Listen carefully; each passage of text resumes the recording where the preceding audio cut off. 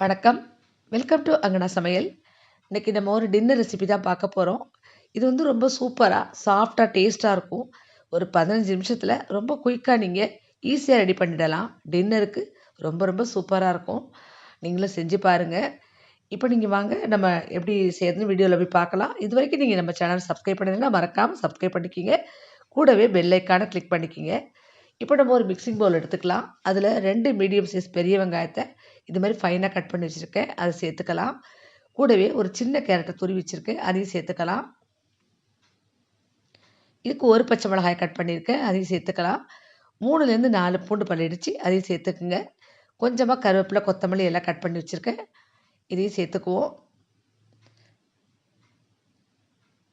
இப்போ மீடியம் சைஸில் ஒரு தக்காளியை பொடியை கட் பண்ணி வச்சுருக்கேன், அதையும் சேர்த்துக்கலாம். இப்போ எல்லாத்தையும் சேர்த்த பிறகு நல்லா அது மாதிரி ஸ்பூனால் மிக்ஸ் பண்ணி விட்டுட்டு நல்லா கையால் பிசைஞ்ச மாதிரி நல்லா மிக்ஸ் பண்ணி எடுத்துக்கோங்க. அப்போ தான் நம்ம மாவு சேர்த்து நம்ம கலந்து எடுக்கும்போது உங்களுக்கு ருசி நல்லாயிருக்கும். இது மாதிரி நல்லா நல்லா பிசைஞ்சு எடுத்துக்கோங்க. இப்போ நம்ம மாவெல்லாம் சேர்த்துடலாம். இதுக்கு நான் வந்து 3/4 கப் அளவுக்கு பச்சரிசி மாவு சேர்க்குறேன். கூடவே 1 டேபிள் ஸ்பூன் அளவுக்கு கடலை மாவு, 3/4 டேபிள் ஸ்பூன் அளவுக்கு கோதுமை மாவு சேர்த்துக்கலாம். இப்படி கோதுமை மாவு, கடலை மாவு எல்லாம் சேர்த்து செய்யும்போது ரொம்பவே சாஃப்டாக இருக்கும். இப்போ கொஞ்சமாக மஞ்சள்தூள் சேர்த்துக்கலாம்.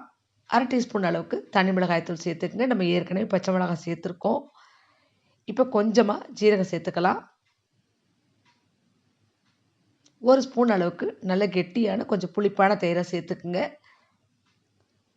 இப்போ இதுக்கு தேவையான உப்பு சேர்த்துக்கலாம். நான் வந்து 1/2 டீஸ்பூன் அளவுக்கு உப்பு சேர்க்குறேன். உப்பு மட்டும் நீங்கள் பார்த்து சேர்த்துக்குங்க. இப்போ எல்லாம் சேர்த்தாச்சு. நம்ம அப்படியே ஒரு ஸ்பூனால் நல்லா மிக்ஸ் பண்ணி விட்டுக்கலாம். மிக்ஸ் பண்ண பிறகு கொஞ்சம் கொஞ்சமாக தண்ணி சேர்த்து ஒரு கெட்டியான பதத்துக்கு நல்லா கலந்துக்கணும். ரொம்ப தண்ணி சேர்த்துட வேண்டாம். கொஞ்சம் கொஞ்சமாக தண்ணி சேர்த்து இது மாதிரி கொஞ்சம் கெட்டியாக கலந்துக்குங்க. இப்போ ஒரு ஸ்பூன் எண்ணெயை விட்டு அதையும் நல்லா கலந்து எடுத்துக்கலாம். இப்போ எல்லாத்தையும் நல்லா கலந்த பிறகு இப்போ நம்ம தோசை கல்லில் ஊற்றிக்கலாம். நான் ஏற்கனவே கல்லை காய வச்சுருக்கேன். இப்போ நம்ம ஊற்றிக்கலாம். இது வந்து நம்ம ஒரு அடை தோசைன்னு கூட சொல்லலாம். ஒரு சாஃப்டான அடை தோசைன்னு கூட சொல்லலாம். ஒரு 2 கரண்டி அல்லது ஒரு 3 கரண்டி மாவு சேர்த்து நல்லா இது மாதிரி வார்த்துக்குங்க. இப்போ அது நடுவில் ஒரு கொஞ்சமாக பட்டர் சேர்த்துக்குங்க. சுற்றி ஒரு 2 ஸ்பூன் எண்ணெய் விட்டுக்குங்க.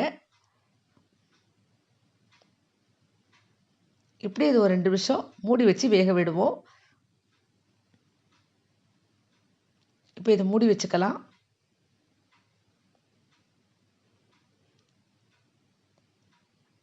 இப்போ இந்த அடிப்பக்கம் நல்லா வெந்துருச்சு. நம்ம திருப்பி விட்டுறலாம்.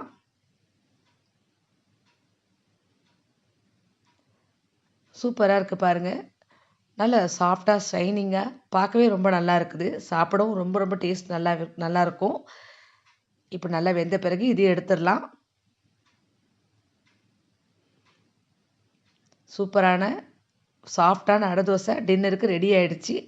இதே மாதிரி இன்னொரு அடை தோசையை ஊற்றி எடுத்துடலாம். இதை வந்து நம்ம அடை தோசைன்னே சொல்லலாம். இப்போ அதே மாதிரி நம்ம 2 ஸ்பூன் எண்ணெய் விட்டு மூடி வச்சு வேக விட்டு நம்ம எடுத்துகிட்டு பார்க்கலாம்.